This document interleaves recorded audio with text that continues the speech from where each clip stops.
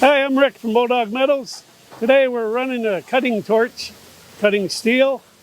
We have James on the torch today. He's just hacking away there, I guess. So we'll tell you all about it here.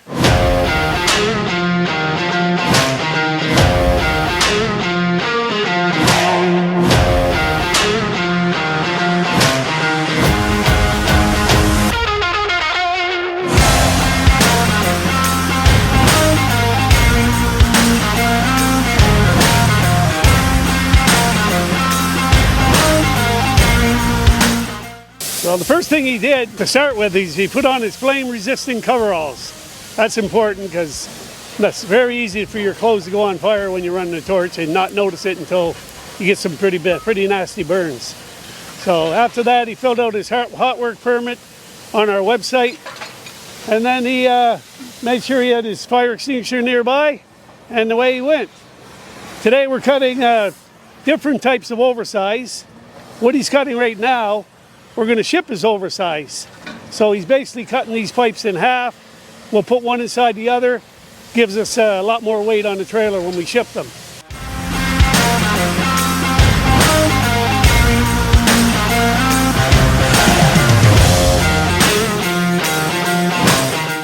We have a couple of pieces here, those two red pieces over here.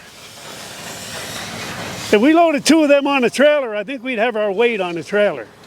But we can't ship them as that because they're too big, too heavy. We'd have to cut them down somewhat.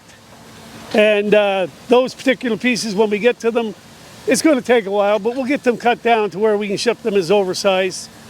The amount of time we'd have to spend into those pieces to cut them to prepared probably wouldn't even be worth our while. So that's what we got to do with stuff like that. But we run into a variety of steel that we have to do different things with it to get it ready to be shipped, either as oversized or prepared.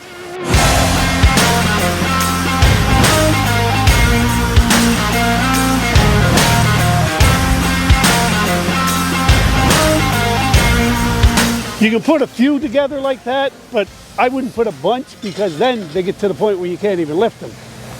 They might not look that heavy now, but you put a bunch of them together, they're really difficult to lift and they get pretty heavy.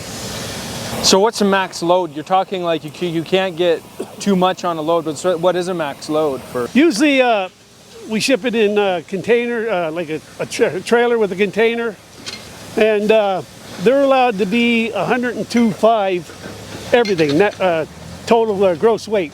That's the tractor trailer, the load, everything.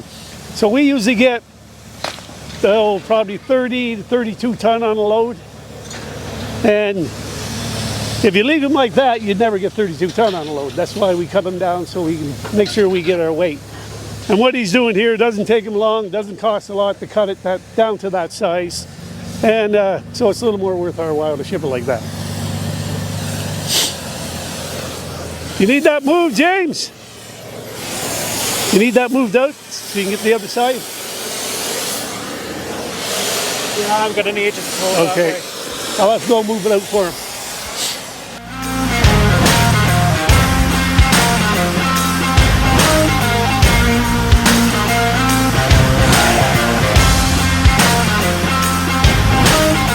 You can see here he's got a pile of front axles, piece or two of dozer chain, stuff like that. It's quick, easy cutting.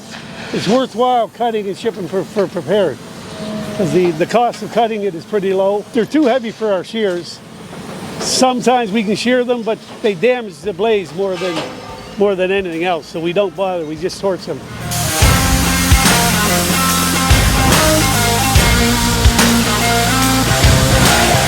In case anybody's wondering, we use propane and oxygen instead of acetylene. Propane takes a little longer to heat up, but once you get cutting, it's about the same, and it's a lot cheaper.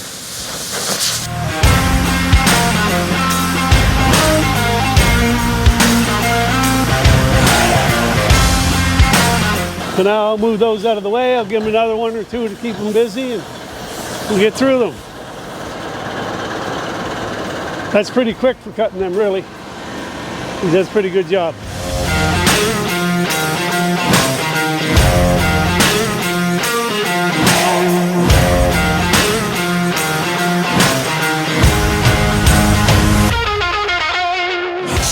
This piece is going to cut it straight down there. Then we're going to cut it in half here. And then take the two pieces back to the bond fig and run it through the bond fig and cut it up for prepared. This is something the bond fig can handle. So if it's that easy, we'll prepare it and make the extra money from it. Just for viewers who can't remember what a bond fig is, That's our stationary shear that we have laid at the back there. We finally have that up and running again, and we're not using it today, but it is up and running anyway.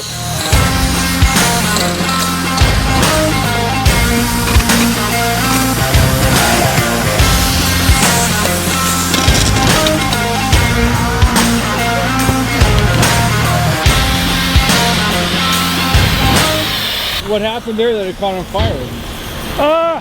I'm not sure. It's just a piece of pipe going between the two. It might have had a bit of fluid of some kind in it, but it doesn't come out either side, so I'm not sure what that's all about.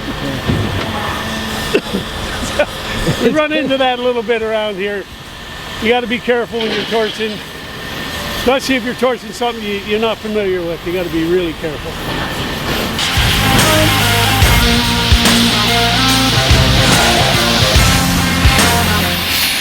So if you like what you see here, you like the content of this video, give us a like and follow us on our Facebook. We have many more videos about our scrapyard.